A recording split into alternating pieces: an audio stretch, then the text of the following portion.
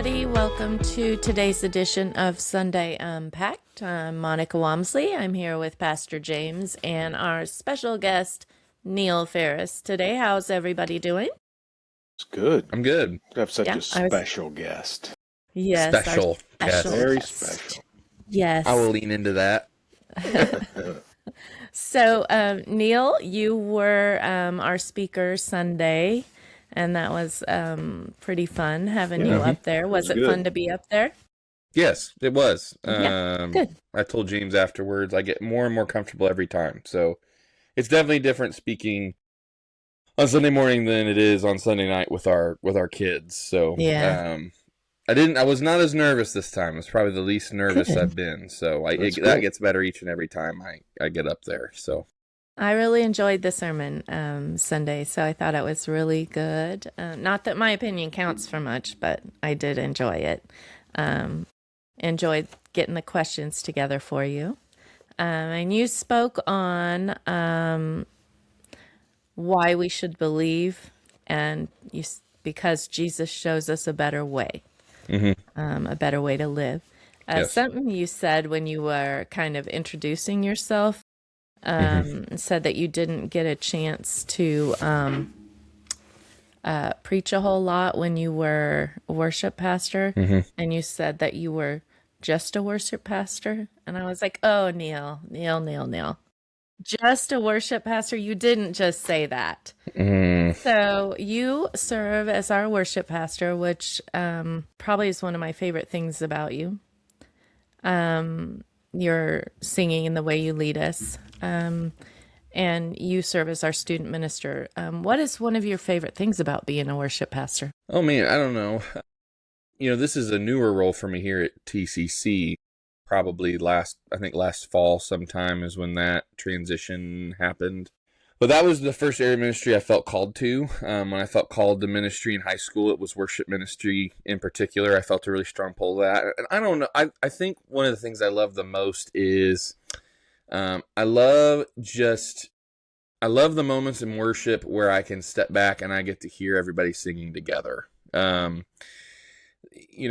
know, and sometimes in the room it sounds different, but it's just an amazing sound when you get to be up there and you hear all those voices singing together. And just I've often told Mary, it's just like just a snapshot of heaven, right? Like just a very small picture of what that's going to be like when all those voices join together and we sing. And so I think that's one of my favorite things. I love being able to join in that song with the congregation, right, as we lift that joyful noise together. So I think that's probably my favorite thing. I love those moments where or even the moments I tell James, we wear these in-ear monitors, or even love it when I can hear everybody singing through the in-ear monitor, like I can hear the congregation because they're singing along. Again, just what a snapshot of what heaven's going to be like, one day. Yeah. Favorite worship song? Oh, Today. like right now, or like all time? I know that every season of life brings a different favorite worship song to me, one that speaks the most to me, like at that moment. So at this moment in your life, what worship song is speaking to you the deepest or the loudest or the most meaningful? Right now, I really like a song called What My Father's Like. It's by Bridge Worship, and Patrick, I think Mayberry is his last name. I think is his last name. And it's just a really beautifully written song about who our Father is and what he's about. That's probably my favorite one right now. My favorite one all time is probably Living Hope by Phil Wickham. Yeah, that's a good one. I like Phil Wickham. He's really good. That's probably my favorite one. All So, right. Pastor James, Yo. same question. What's your favorite worship song? We don't want you to feel left out today. Oh, I know. It's been around for a while, but I still like Goodness of God. That one speaks to me in a powerful way. Yeah. So probably some people are a little tired of it, but it's still meaningful to me. I don't get tired of too many worship songs, really. Okay, Neil, another one for you. Piano or guitar, and why? This is an easy one, guitar. Yeah. I am more comfortable on guitar. Uh-huh. I've actually been playing piano longer But when I got my guitar, I pretty much put piano to the side for many years. So I feel more comfortable, especially leading. I can sing and play guitar a lot. I got to really think when I play piano. Um, Yeah. when I play guitar, guitar is just easier, I think, for me to lead from. For some people, it'd be opposite, but for me, it's just Yeah. guitar. So I would definitely pick guitar every day of the week. Well, I think I heard somewhere around here that James plays a little bit of guitar. A little, not in Yeah. front of people so far, but yeah. I was gonna say, when are we gonna hear a duet or a, Soon you you will know? see Pastor James Mhm. on stage All right. Okay. with a guitar. Now, we talked about this at our staff meeting at 10 this morning, and Mm-hmm. we're recording. It's about 2 o'clock in the afternoon. But I heard you guys talking about this, and I already had this question written. Mm-hmm. When is our next worship night? Oh, we are working on Yeah. that. We've got a couple dates we're throwing around. Yeah. Going to be before school's out. We're going to do it with the school, so kind of like a joint worship night. Um, Kind of shooting early May, Okay. probably the first or second week of May. Try to work around. We know that's a busy time with Yeah. graduates and Yeah. into school year stuff, but I think we're going to try. I think there's a day or two in there we're going to try. So, going to get with the school, try to work on those dates and get them coordinated, and All right. it's one of my favorite things to do. So, Yeah. Cool. All right. Well, now that our listeners know a little bit more about Neil, Pastor Neil, we're going to go ahead and get to unpacking how Jesus shows us a better way. And our text was 1 Corinthians 1:18 through 25, but you threw in 17, mhm. verse 17 there. Can you tell us a little bit about the Corinthian culture at the time of Paul's writing?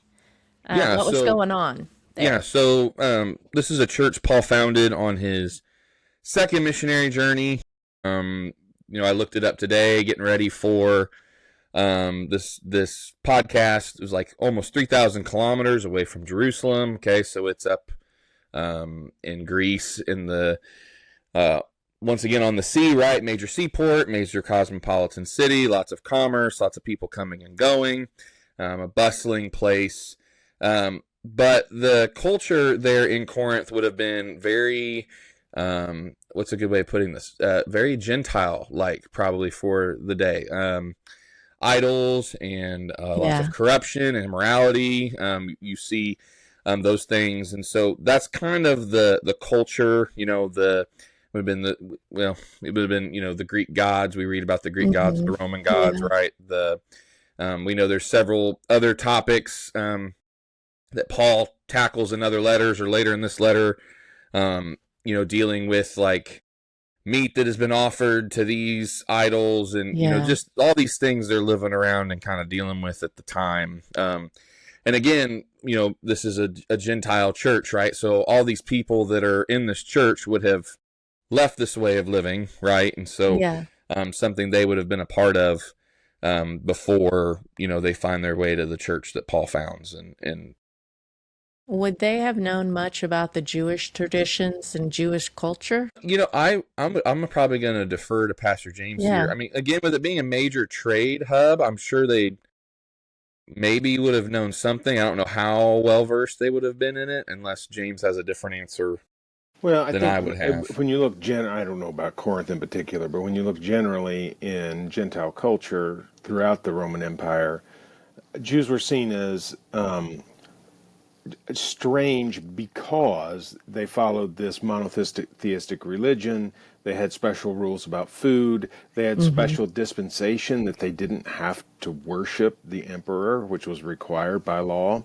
But the Yeah. Jews were exempt from that. They had a special exemption, which actually is one of the problems in the early church, is that Christians were claiming this same exemption, and some of the leaders back in Jerusalem did not like that because they're not all Jewish.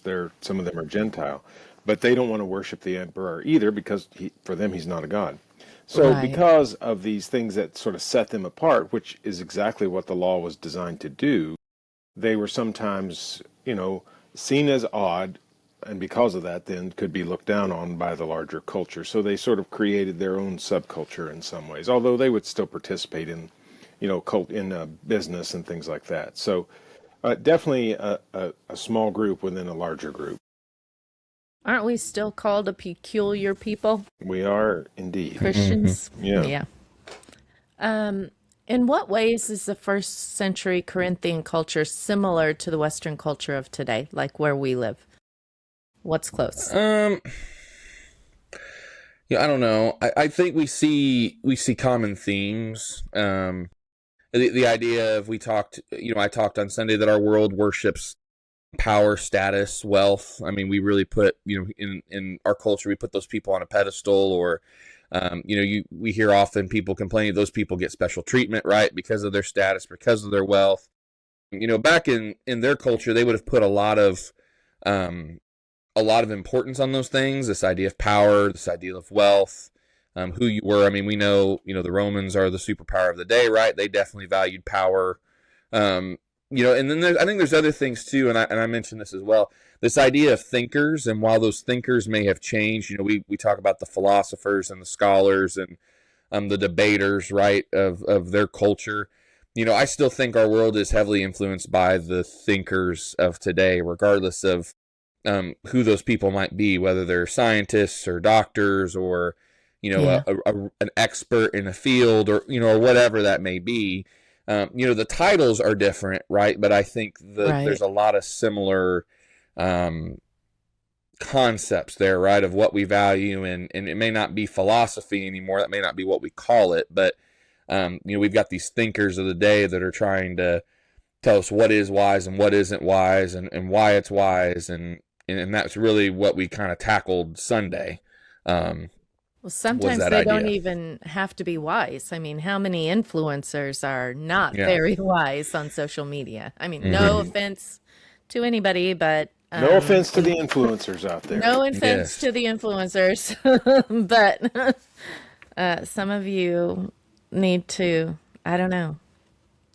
How about what influenced Jewish culture prior to Jesus? Because we know that the Christian influence was really big after Jesus. It changed the world.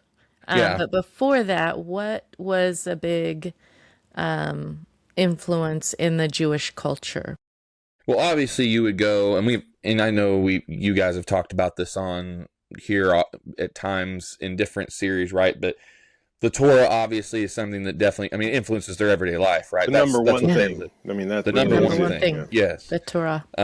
Is the laws, right? They've got these laws, and that influenced everything, right? What they could eat, what they could, what James just talked about, which made them stand out compared to everybody else. But what they could eat, when they could work, how they could work, and then you would look up into the time, right, of Jesus. You've got the Pharisees who have then put all of these laws, man-made laws to protect the law, right? And so now they've got more laws that they're not from God, right? But they're influencing their everyday life, how they live and what they do, and so definitely that's number one, right? And is the law. But then I would say the scriptures, right?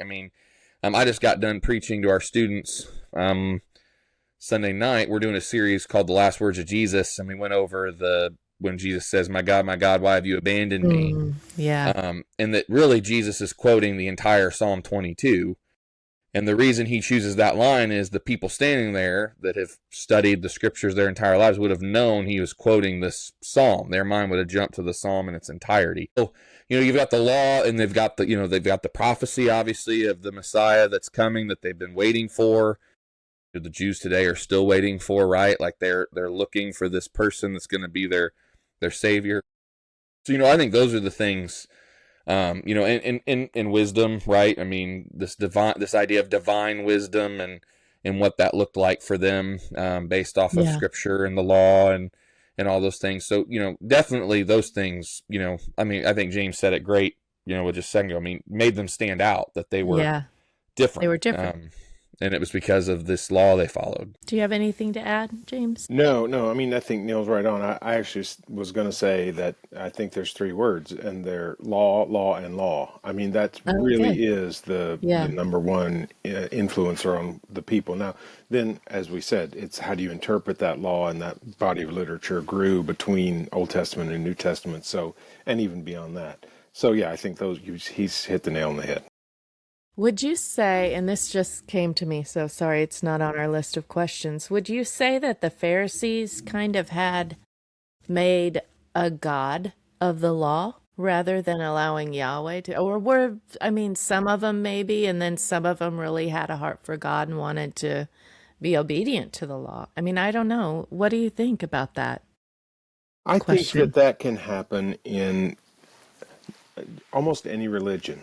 Yeah, I would the agree. the the book, whatever book it is, can be Hmm. elevated above God Himself, and I think even Christians have sometimes done that with the Bible. That the Bible itself has become more important than the God who is revealed in it, or the Christ that we worship. And I think we always have to be careful to focus on God. Not that there's something else out there that shows us who God is, but that this is a tool God has used to show us who He is. It's not, Yeah. we don't worship the Bible. Well, and And it's not the only thing that shows us who well, God no, is, because we can because look, I mean, Paul says nature that in Romans itself chapter and the 1, right? stars Yeah. and yeah, yeah.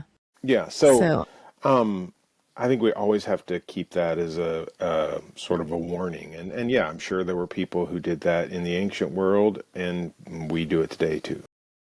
okay. So we talked about Corinthian culture, First Corinthian culture being similar to Western culture. Do we see much influence from Jewish culture in today's world, in the Western world? I think if you look back, Judeo-Christian, morality has had a powerful influence on Western culture because much of Christian morality is based on the law and other teachings in the Old Testament. It's a little bit hard to separate those out. I mean, when Jesus is asked, what's the greatest commandment? What does he do? He doesn't make something up. He quotes the law. So I think those are sort of unified in a way. There's a good book by what's called Dominion. Tom Holland wrote the book, and not the Tom Holland everybody knows, a different one. Um, Not and Spider-Man? he talks about how Christian ethics and therefore Jewish ethics have just transformed Western morality, because our morality is so very different from Roman approach to, if you look back at the Roman Empire, so very different from that. So it has had a tremendous impact. Yeah. Well, I think Roman and Greek, they were pretty much free-for-alls, weren't they? I mean, Well, if you could get away with their it, then do it, cultures. right? Yeah, I mean, yeah. whether you're talking about sexuality or you're talking about wealth, there wasn't a real value on human life as you would see in both Old and New Testament. Or Um, honesty, I don't think. Like your integrity, honesty, right. it wasn't a big thing. I mean, you would have some people who would be Right, proponents of yeah. that, but then on everyday practice, yeah, if you read any Roman history, it's amazing the brutality of the culture in Yeah, which Paul was living. yeah. Hmm. Very scary. What were some of the biggest influences in Greek culture? And what are some of the biggest influences in our culture? And are they similar? I think for the Greeks, you see a lot of and their influence in their gods, right? They want to keep their gods happy, Yeah. but um, you know, I briefly mentioned I was always very fascinated by Greek mythology, and Yeah. I've always been interested, even like Egyptian gods, right? Like they assign a god for every like kind of major natural, right? The sky, the sea, the wind, like all Yeah. these things, right? Yeah. That we attribute to God, but to them were their own separate entities, and so for them, it was keeping the gods happy, making sure the gods were, that they were keeping the gods in their good graces, right? So the gods would bless them. Back then, like we kind of said a little earlier, power, right? Like, who had the power at the time, who was Yeah. the most powerful. They valued that a lot, money, wealth. And then also, for the Greeks, right, philosophy, right? What can our Yeah. minds um, comprehend, constantly chasing what their minds could understand, like pushing their thinking. Yeah. Um, debates, right? They would have these big debates, and you would try to outsmart the other person, right? And and I think a lot of those things we see today, right? There's a lot of value in power and in wealth, and in how smart you are and the knowledge Yeah. you have, and Yeah. um, all those things influence who you are in the world's eyes, right? And who's important and who's not important, and social class, right? You could keep going on Yeah. and on, but things Yeah. that I think translate, right? They go together. That we see from Greek culture, we see from Roman culture, and honestly, if we kind of trace history, right, like the superpower of the day, a lot of times that was what was the most important, that has led us to today, and has definitely influenced our culture now. Yeah. So how stable are those things to base a way of life on? Well, I wouldn't say they're very stable. In my personal quiet time right now, I'm going through the story of Job. And in an instant, right, Job loses everything, right? He Mm-hmm. loses his wealth, he loses his Yeah. kids, he loses everything, right? So, when we put importance on these things, especially when it comes to wealth or even power, I don't think that's very stable at all, because you could lose your money, right? And you've got stories of, and maybe even if we ask people in our congregation of, well, so and so liked me when I acted or lived a certain way, right? And so and so liked me when I had money, but then when I didn't have any money, they didn't want to be my friends anymore, right? Mm-hmm. Or when I had a position of influence, all these people wanted to be my friends, but the moment I didn't have any more influence, they didn't want to be my friends anymore, right? So, Yeah. I definitely don't think they're things that we need to, that they should. They're not stable. They're fleeting. You look at times in our right, like the Great Depression, right, where wealth instantly went away overnight, and people had nothing, right? Like, it can be here and it can be gone the next day, and Yeah. which is why we've got the rock that is Jesus, that Yes. never changes. I think it's important to point out that I am not saying that power and status and wealth and having influence are bad things. I'm not No. saying that at all, Mm-mm. because those things can be powerful tools used in the right way. Mm-hmm.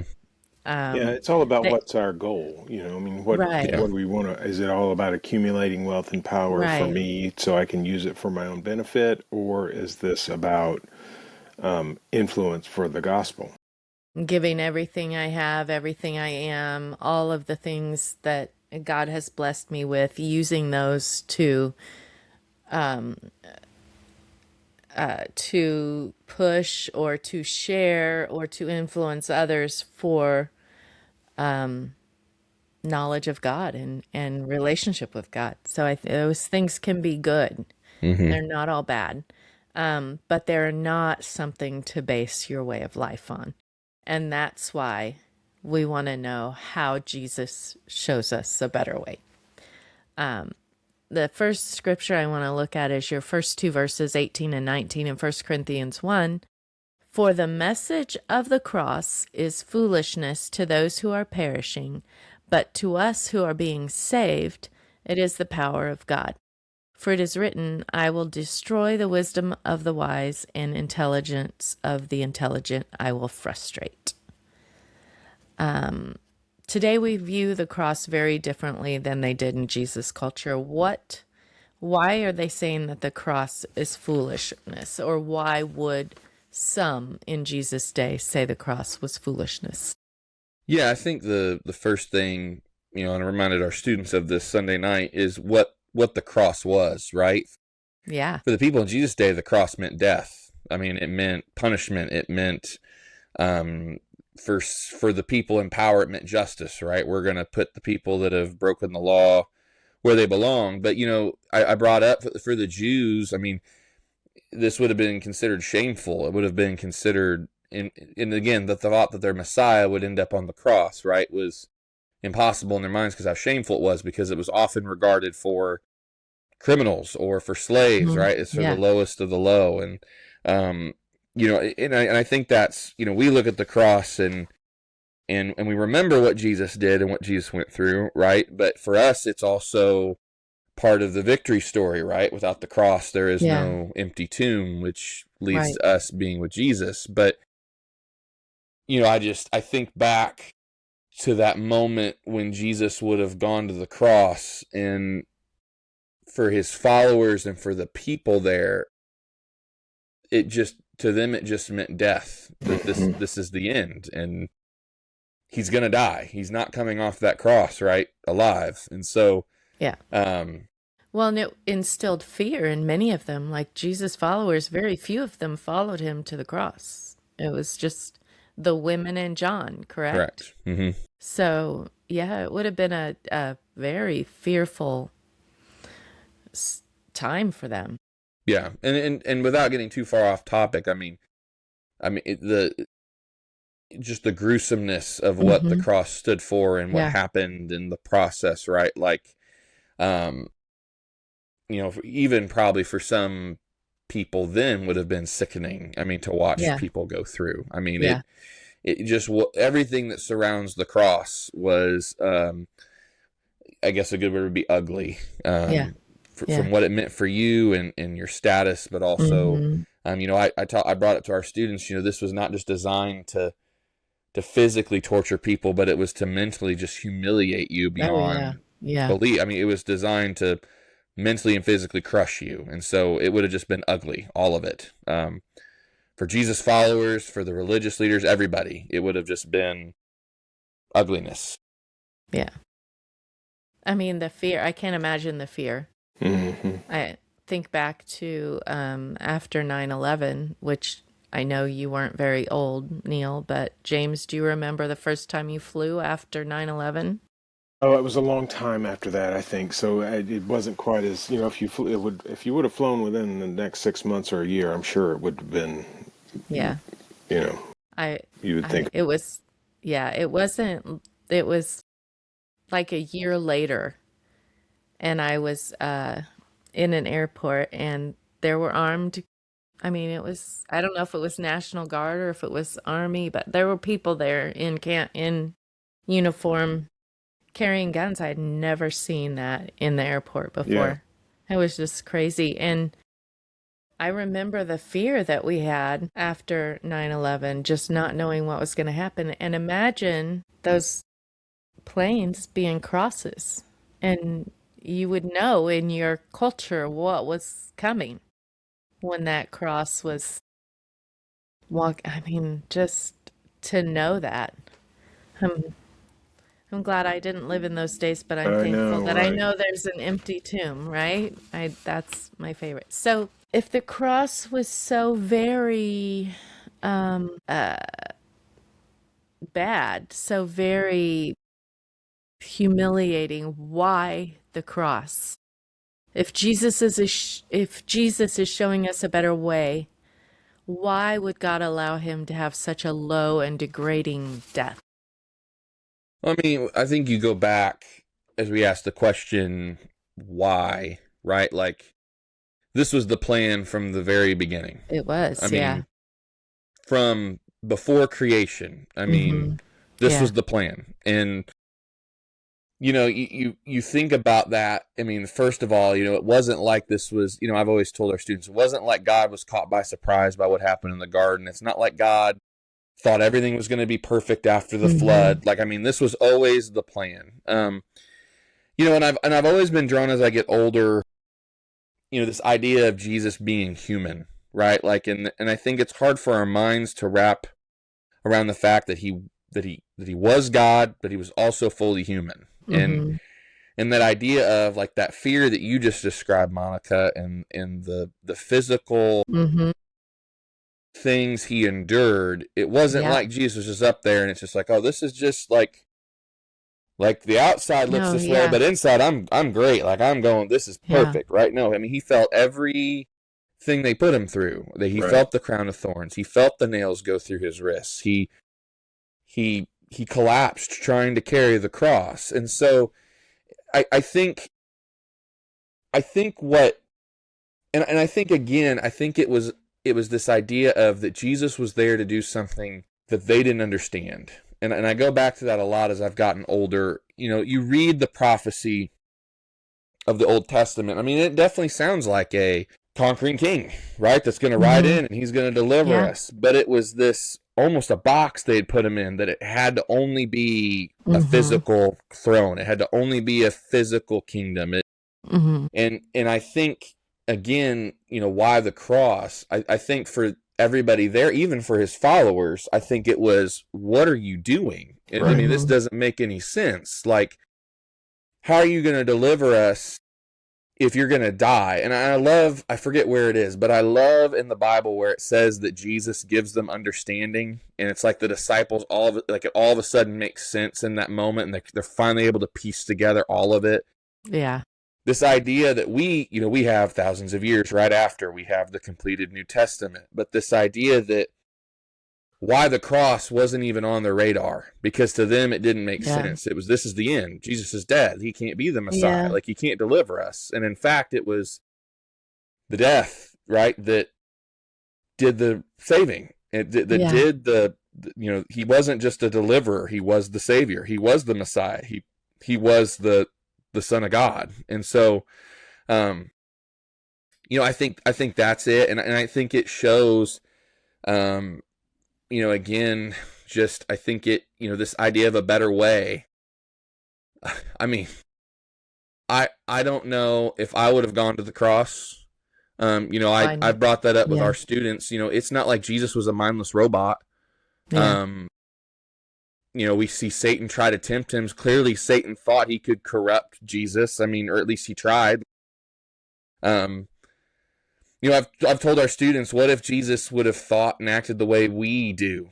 And you know what? You guys are just going to hurt me again. Why am I going to go through this? Like, you know, I mean, crucifixion is considered one of the worst ways in all of human history to die. I mean, you know what? I'm not going to do this. I'm not going to go through this for you. But he did anyway. And I think that's part of the better way. He laid his life down for us, right? He paid the sacrifice, and he went out of love, and it's an extreme love that, you know, I've got little girls. I'm not sure I would sacrifice one of my little girls for the world, right? I don't think I would sacrifice, especially for the people in my life that have hurt me, right? Like, that's like no, sorry. But that's what he did, and that's what Jesus came to do. And I think that's part of the better way that Paul here in 1 Corinthians definitely understands by that point, right? That Jesus was the Messiah. You know, they have established that. His followers have established that. And, you know, I don't know. That's a long answer that I'm not sure if it answers the question. But I think it's good. It's good. Good conversation there. I think today we see the cross. We can see it in two different ways. We can see it as a cruel instrument that brought about Jesus' death. And we can't deny that that's what it was. But we also look at it as a representation of God's power because of the empty tomb, because of the salvation that it brought to us. When Jesus came to earth, we know that a part of the Trinity, he was fully God. He and knew God's holiness, experienced God's holiness and his power that could speak a world into existence, that could create time and then step into it as a human, and not laying aside any of his deity or his power, but clothing that in a human form. And he wants us to be able to bear his image and allow his deity to come into us through the Holy Spirit. I just think that give and take is very cool. Well, and when we also, real quick, when we think about this better way, right? Like, I brought up a few verses Sunday from Matthew 25 when Jesus is teaching, even from the cross, he's still showing us the better way. Like that psalm that he quotes, my God, why have you forsaken me? The agony of that. What we realize is that's a psalm of lament, right? So I think Jesus is showing us it's okay to be in lament, right? He's on the cross going through this physical, mental, experience, and he says, I'm sure he was lamenting, right? This feeling of deep sorrow, but then the end of that psalm shows that even when we feel like we're abandoned, God is always with us. So there's Jesus on the cross still showing us this better way, that you may feel like God has left you, but God is always with you. And then a little later on the cross, Father, forgive them, for they know not what they do. I mean, he was still teaching and showing us the better way, forgiving the people that are doing this to him that didn't care. And even if they'd known that Jesus was the Son of God, it wouldn't have mattered to them that they were putting him through this pain because it's their job or they enjoyed doing it. You know what I mean? And he forgave them. So even from the cross, we see Jesus showing us this better way. And I think that's powerful too, that he's going through it. And, he's standing there saying, Father, forgive them. And, showing us it's okay to lament and that God is always with us even when we feel alone. So the cross is really like a symbol of power. But what do you see when you look at the cross, both of you? What do you see? I see power. I see God's power through and through. I see power, and as and again in the last couple of years I've gotten older.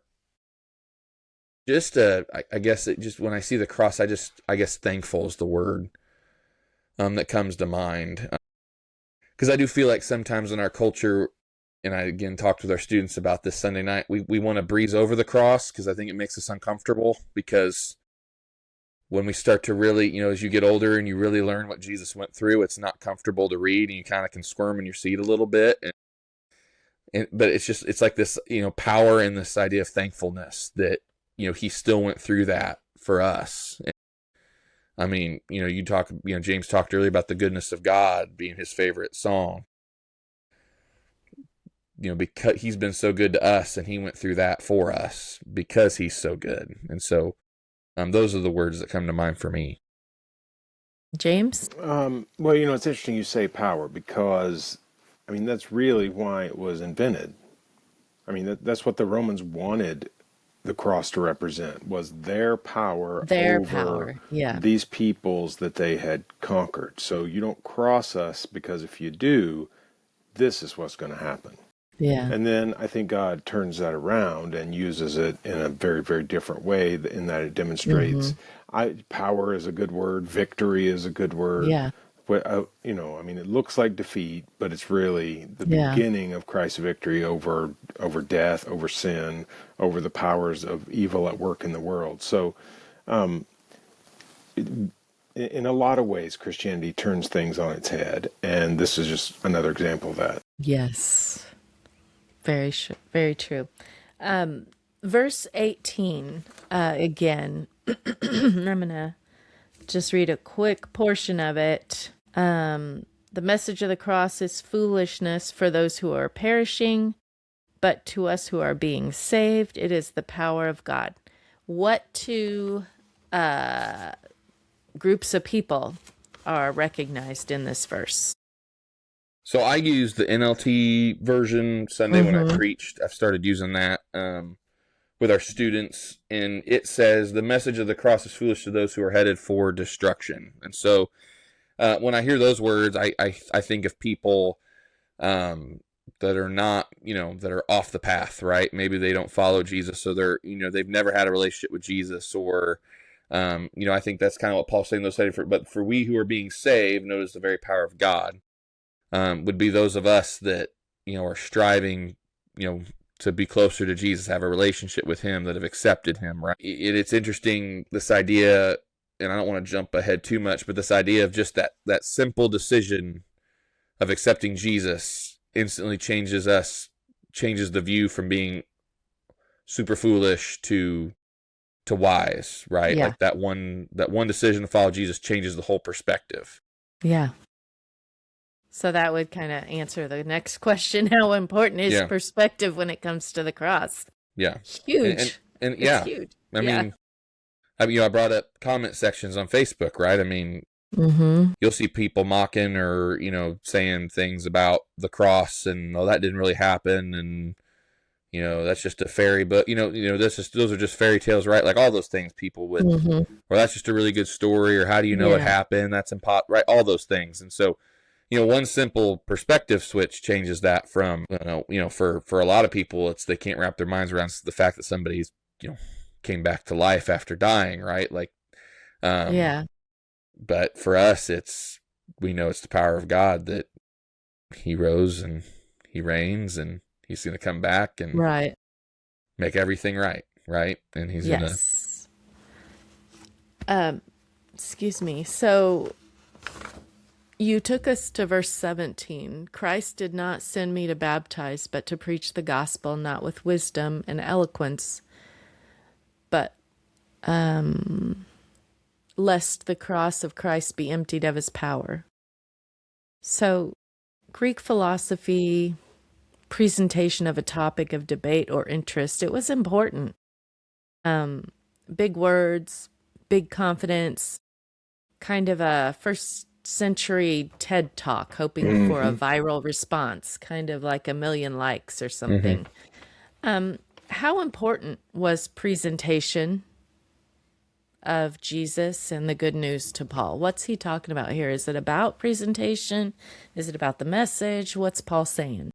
I think Paul makes it really clear it's about the message, right? He doesn't want people to lose the message of Jesus on the cross in his fancy words or the way he's saying. He doesn't want, I guess a good example would be, he doesn't want people to come to the church because they're like, that Paul, he's just really charismatic and he's just the best preacher I've ever heard. And then people ask, what did he preach about? Well, I don't know, but he's just such a good speaker. I'm just drawn, that's not what Paul wants, right? He wants people to walk away with, they know Jesus, they know the message of the cross, they know the truth, and that's his focus. That's what he wants to be at the center.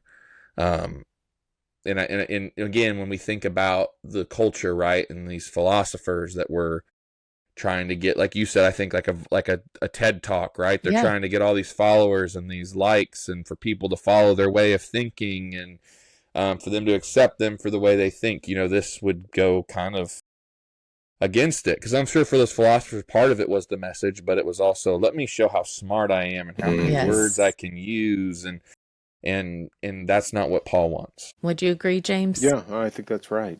I mean, Good answer. It's turning things on its head, because Paul just doesn't want anything about him to detract from the gospel. So it's not about gaining attention, following. It's about pointing to Jesus. Yeah. And when we were reviewing these questions, Neil and I had a good conversation about this next question. How could the presentation ever empty the cross of its power? Kind of going back to what we talked about before we started, Monica, I think it comes back to the heart. And what I mean is as a worship pastor, I've at other churches in this role, I dealt with lighting and sound, and I came to a point where it was like, okay, why are we adding this lighting? Like, am I adding this lighting so I can look at everybody and say, ooh, look at the pretty lights? Like, or am I adding this lighting to help point people to Jesus? And I think there's a fine line there, and I don't want anybody to take this personally, because I'm not pointing out anybody or taking shots at anybody, because I've been guilty of it just as much as anybody. Yeah. But I do think there's a fine line where it's all about Jesus, but then we can take one step and it's all about presentation. And it has nothing to do with the gospel anymore. It has nothing to do with pointing people to Jesus. It's all about how many people can I get in this building or in these seats to say, wow, that was cool. But not that Jesus is cool, but all that stuff they did was cool. And I think it is a very fine line. And I think sometimes you can wander over the line and not even realize you have. And you're convincing yourself, well, I'm doing this for God's glory, and I'm doing this. And in reality, it's like, no, you're not. And, that's something that I've talked with our volunteers about a lot. And Dan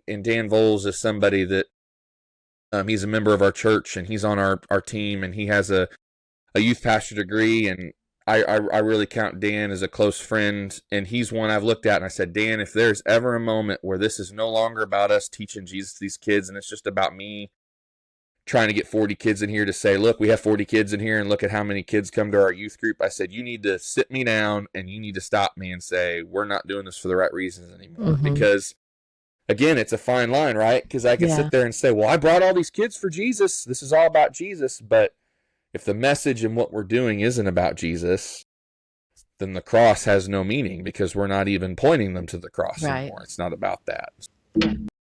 I think about, we talk about worship songs, the Heart of Worship, is a popular worship song. It's been around for years. That was a church that recognized that they had moved away from what worship was all about, that had become about the fancy lights. And once again, those things aren't bad. Those things can be used for, right, to light up the stage, to light up the room. It's a whole different world now with live stream. You need certain lights that help the live stream look good, right? Like a lot of the lights we have in our sanctuary aren't necessarily even sometimes for the people there. It's so that people can see you on the camera, so that people at home that can't be here can have a good worship experience as well. And we definitely need to strive to do our best, right? We want to present God with our best, but it's really, again, it comes to that heart. Am I doing this to present God my best?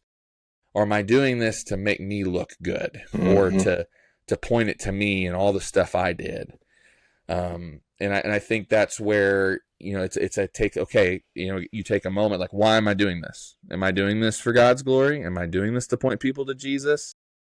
Or am I doing this just to keep up with the times? Or am I doing this to somehow take the glory for myself? And I think it's a fine line. Or so that we can be the most influential church in our city. Sure. It's not about that. It's about pointing people to Jesus. Yeah.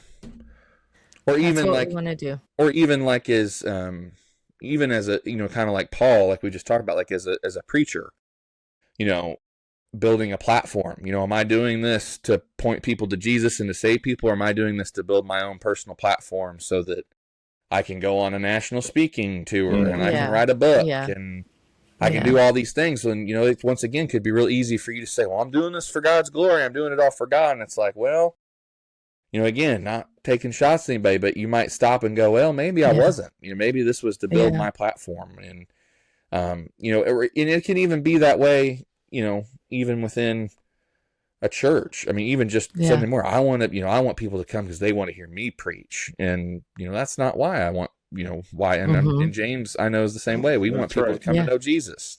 Yep. Yeah. Do you have anything to add, James? Well, I would say anytime we move over to gimmick or show, then we've crossed that line. It's more about like being the most innovative church in town, or being the best known preacher, or youth ministry, or whatever it can be. And clearly, if we're detracting from the power of the cross and putting more emphasis on ourselves, then we're in the wrong place. Yeah. If it's about notoriety instead of the gospel. Right. Look how cool we are. Look, coming from the wrong place. Agreed. Yeah. Jews demand signs, and Greeks look for wisdom, but we preach Christ crucified, a stumbling block to the Jews and foolishness to Gentiles. But to those whom God has called, both Jews and Greeks, Christ, the power of God and the wisdom of God. That was, I didn't even write that scripture down. It was, I think, verse 22. Okay. 22. Yeah. Jews demand signs. And 23. How did Paul, or this is from the sermon, and I heard, I wrote notes, and this is what I got from Neil. The Jews were not looking for the cross because it was beyond their earthly understanding. And that would be how Yahweh would display his power through such a disgraceful instrument. For the Greeks, death was the end and there was nothing after that. So how did Paul present that Jesus, the humble servant and Son of God, dying on the cross, was rooted in true wisdom? Yeah, Paul's one of my favorite people to study, and I love studying his writing because, he was just a fabulous writer. But he has it in here, starting at 26. We'll start at Mm-hmm. 26. No, we will start at 25. My bad. It says, "This foolish plan of God is wiser than the wisest of human plans, and God's weakness is stronger than the greatest of human strength." And I talked in my sermon how, Paul is not saying that God is foolish. He is not saying that God is weak. He's using these statements ironically, and he's trying to paint a picture, right? And the picture he's basically trying to paint is like the most perfect epic plan ever that we could ever come up with, right? Like, if you think of something in your life that you've done and it was like, man, that plan went perfectly, right? Everything went just how I thought it was going to go, right?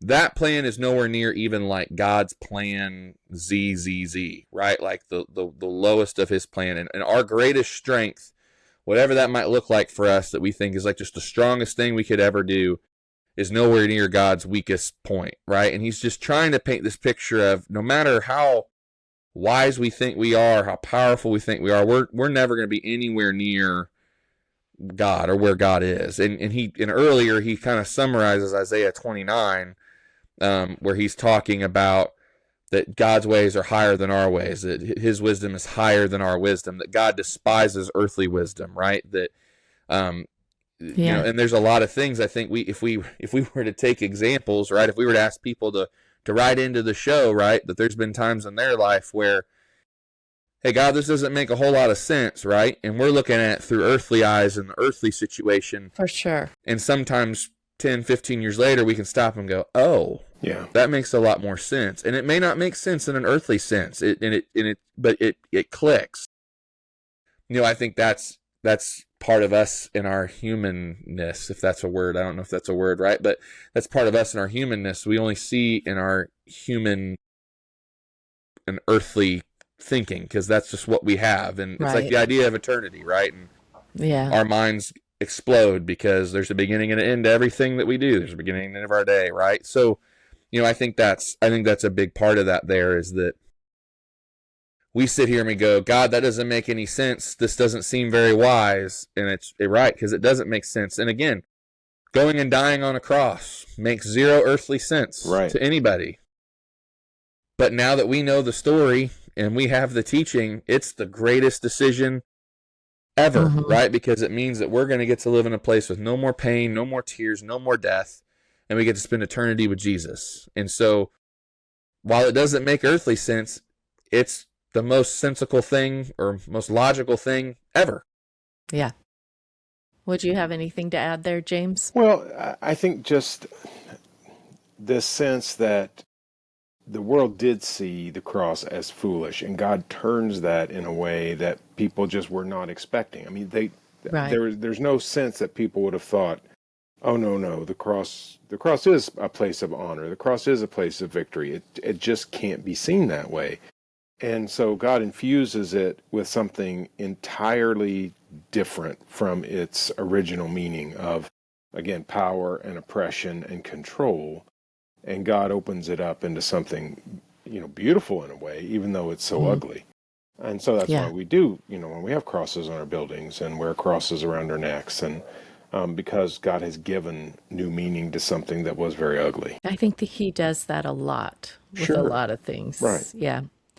What examples of Jesus should we follow as a better way to live? I mean, I think there's a lot of them, right? Which is one reason why I said Sunday just to dive in and just start Yeah. reading, because I Yeah. think it's countless, right? I mean, we just even said just a few minutes ago, even on the cross, he still was teaching and showing. And, even you just look at Jesus' life, I think it was just constantly this sounds weird, one big lesson. I mean, even when he's arrested in the garden, he's teaching his disciples, Mm-hmm. to not cut Yeah. off people's ears. I mean, Mhm. like, he's just constantly, he's just, even at the Last Supper, he's answering Mhm. questions. He's showing, he shows us to be a Yeah. servant at the Last Supper. I mean, he was constantly showing us, and again, an upside down kingdom. I mean, Yeah, a kingdom for that sure. made no sense to his followers. We talk about the cross. As I've gotten a little older, I've even thought, what were his followers thinking when Jesus took the water and the towel to wash their feet? That would have made Mhm. no sense to them. No. Even in that moment, as I think most of them still weren't quite sure what Jesus was there to do, and still maybe thought Jesus was eventually going to lead this band against Rome, right? This makes no Hmm. sense. They should be washing his feet, not him. And so it's an Yeah. upside down kingdom, and we just see it constantly. We just see him constantly teaching and showing, and I I love The Chosen. I know some people are into The Chosen, some people aren't, but I just love the patience they kind of paint with Jesus because Yes, I agree. Yeah. I've got little girls. I've got one that just loves the question why right now, and I'm sure Jesus just felt like he was constantly answering why all day long because they Hmm. were just constantly asking. And so, um, I think Jesus shows us to love the least of these, to turn the other cheek. But I think there's also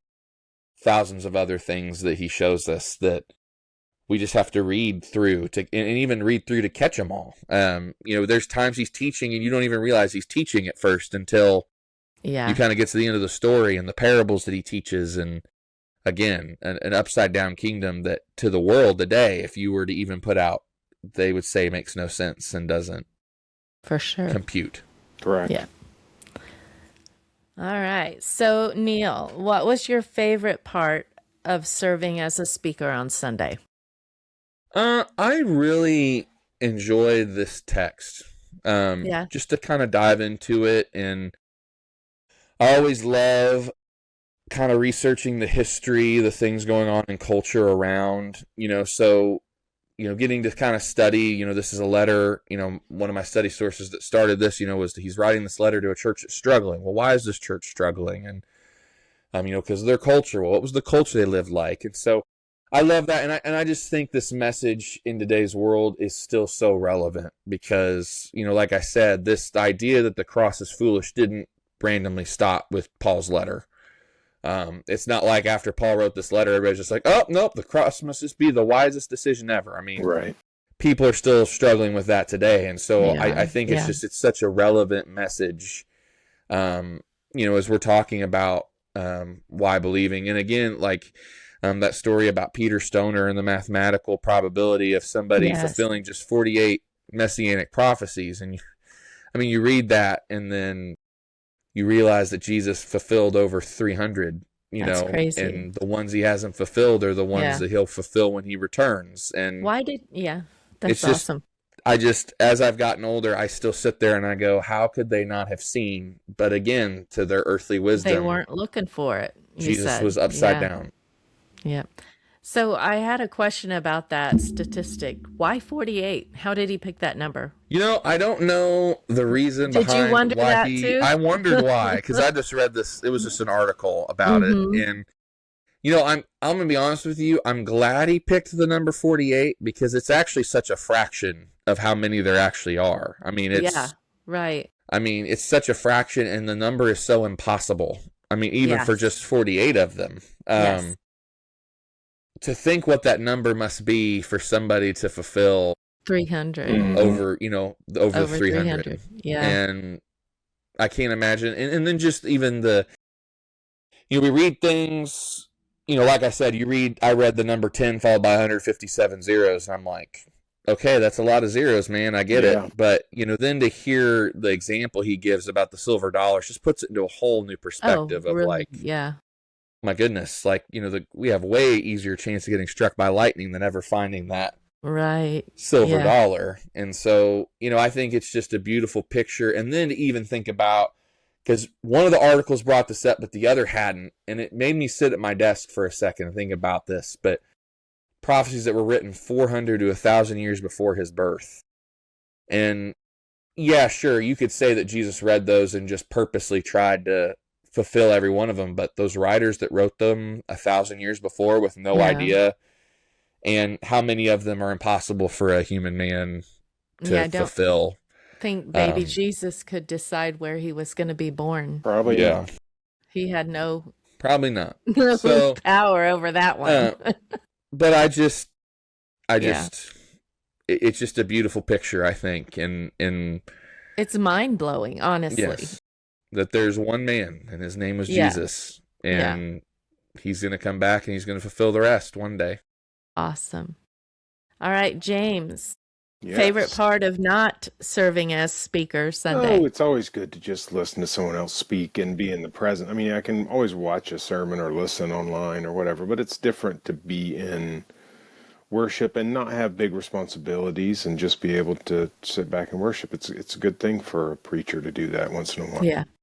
Yeah. All right. So what's next? What do we have to look forward to next Well, we're week? going to continue with Jesus, and it's sort of an Easter theme. I mean, what we're doing is building the case that there are reasons to put our faith in Jesus Christ, right? That God does really exist, that Jesus gives us a new way of living that did change Western culture and culture around the Yes. world in a way. And then we're going to think a little bit about sort of a continuation. Easter was just a week ago, but we're going to pick up that theme and think about power over death. So we'll talk a little bit about that Sunday and how that also is another thing that points us to the power of the story of Christ that changes us. So that's where we're Okay. going. All right. And we're still waiting for questions Yeah, from our listeners. sure. And we do have one from a listener that we're going to address, and you're going to let me know when I can put it in the Yep. podcast, right? We're not Can I tell forgetting. everybody what the question No, is? because it's too hard. You don't want me to tell him yet? No, you can tell. I'm just Okay. kidding. How can you prove that God exists? Hmm. Well, that So- wasn't even the one I was thinking of because I knew there was Oh. another one. All right. Yeah, that one. What was the one? That one's easy. What Neil, go what does ahead. it mean? What does Yeah, it mean? Neil, go ahead. Yeah, Neil, that you got that one tagged. You know, I think that sounds like a lead pastor level question, Not just a worship pastor. not just a worship And she pastor, called you out Not- right at the beginning. I- too. not Yes. just a youth tough. pastor. Yes. Yeah, we'll get to Like- that. We'll get to that. Yeah, We'll get to okay. that I'm question. excited. Yep. Okay, you'll have to remind me of the one that I've obviously forgotten. No, I will. That's fair. Okay. All right. Well, thank you everybody for listening. Be sure and send your questions, comments into us by text at 404-565-4498 or email us at questions@taylorvillechristian.com or let us know on those Connect cards on Sunday morning and hand them in the offering tray.